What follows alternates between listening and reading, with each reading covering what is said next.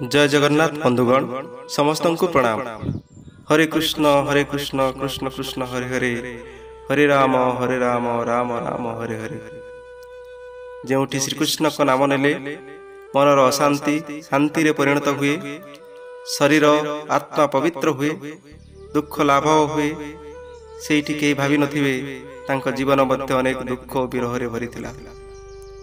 आसंतु आज भगवान श्रीकृष्णंकर जीवनर सही दुखद समय गुड़िक जानिबा, जेउठी देवता मध्य मनुष्यर भावना को अनुभव करथिले। दयाकरी वीडियोटी को शेष जाए देखा अनुरोध। श्रीकृष्णंकर जन्म पूर्वर से तांकर 6 भाई को हराई थे। जन्म नहीं बंदीशाला। माँ बापा चेहरा देखा पूर्वर तांकु गोपपुर नहीं छाड़ी आसिले बापा वसुदेव। यह थिला तांको जीवनर प्रथम दुख। श्रीकृष्णंकर सबुठारु बड़ दुख घटिथिला वृंदावन छाड़ी मथुरा जावा बेले। माँ जशोदा, नंद बाबा, सांग साथी आउ सबुठु प्रिय राधाराणी को आउ गोपी मानकु छाड़ी जीवार समय सबुठु कष्टदायक थिला। से अनुभव करथिले गभीर जंत्रणा। भागवत रे लेखा अछि, से कहिसंती मु हेत शरीर रे सेमानंक संगरे नाही, मु सब बेले सेमानंक हृदय रे अछि। एथिरु तांको हृदयर कष्ट बारी हेई पड़ुछि।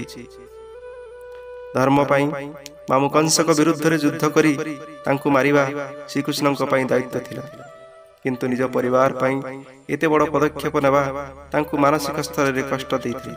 कर्तव्य और व्यक्तिगत संपर्क विरुद्ध रे संघर्ष तांको जीवन रे बारंबार आसीछि। यह देखाई जे धर्मर रास्ता केते कठिन होई पारि।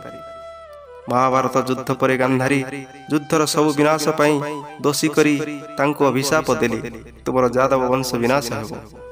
आउ सब जानी से चुपचाप ग्रहण करिनेले। यह जे केवल नियति को स्वीकार करिबा नथिला, कर्मफल सिद्धांत को केते सम्मान देउथिले ताहा बारी हेई पड़े। एथिरु से देखाइबा को चाहुथिले नियम समस्तंक पाई समान, एपर कि भगवान को पाई भी। शेषरे सेया हैला जादव वंशर विनाश। निज लोकं को निज आखि आगरे अंत कलहरे लिप्त होई निज अहंकार नष्ट होई जिबा देखिले से या तांको मन रे गभीर दुख देइतिला। या थिला तांको मानवीय जीवनर सबुठारु दुखपूर्ण घटना। निजे नेता निजे रक्षक, किंतु निज लोकं को एमिति आत्मघाती पतनरु से बंचाई पारिलेन। यह देखाए मनुष्यर निज इच्छा और अहंकार आगरे दैवी शक्तिर भी किछि सीमा रहिछि। से कलह भितरे से निज पुओ प्रद्युम्न और नाती अनिरुद्ध को भी हराई थिले। यही दिन जड़े पिता हिसाब रे तांको पई अस्य वेदनार दिन थिला। भगवान हेले भी से परिवार हराइबार कष्ट अनुभव करिसंती। कुरुक्षेत्र युद्ध को जदि देखिबा सेठी भी तांको दुख कम नथिला। से निजे अस्त्र धरि नथिले, किंतु से जे मृत्यु देखिले अभिमन्यु, भीष्म पितामह, द्रोण, कर्ण एते बड़ बड़ योद्धा आउ से भयंकर रक्तपात ये सब तांको बहुत बाधी थिला। ता सहित आउ गोटे दुख भी थिला, तांकर शांति प्रस्ताव भी विफल होइथिला। से निजे जाइथिले हस्तिनापुर को शांति दूत होई, किंतु युद्ध को रोकी पारिले नाही। यह देखाई जे धर्म स्थापनार रास्ता केते कष्टकर। ए सब कला परे भी अनेक थर लोके तांको भूर बुझिछंती। एपरिंकि ताको निज लोक तांको उद्देश्य उपरे प्रश्न उठाइछंती। जेमिति हस्तिनापुर रे किछि लोक तांको निरपेक्षता नै संदेह करिथिले। धर्म कार्य करुवा समय रे मध्य तांको समालोचना और संदेहर शिकार हेबाक पड़िछि। एथिरु जणा पड़े महान उद्देश्य को सब बेले साधारण लोक बुझी पारंतिनी।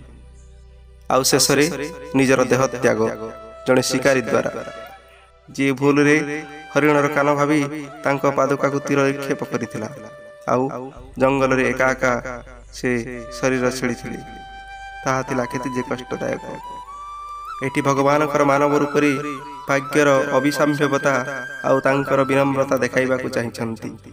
से सृष्टिर नियंता, किंतु गोटे साधारण एमिति कि दुखद वृत्ति को आपणै नेले।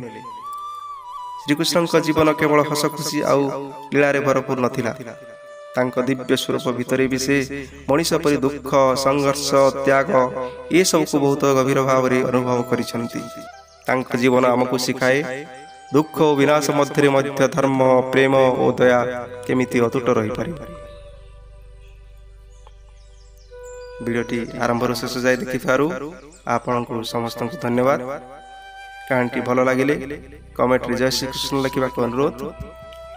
ଲାଇକ୍ ଓ ନୂଆ କରି ଦେଖିଲେ ସବସ୍କ୍ରାଇବ୍ କରିବାକୁ ଭୁଲିବେ ନାହିଁ। ଜୟ ଜଗନ୍ନାଥ, ଜୟ ଶ୍ରୀକୃଷ୍ଣ।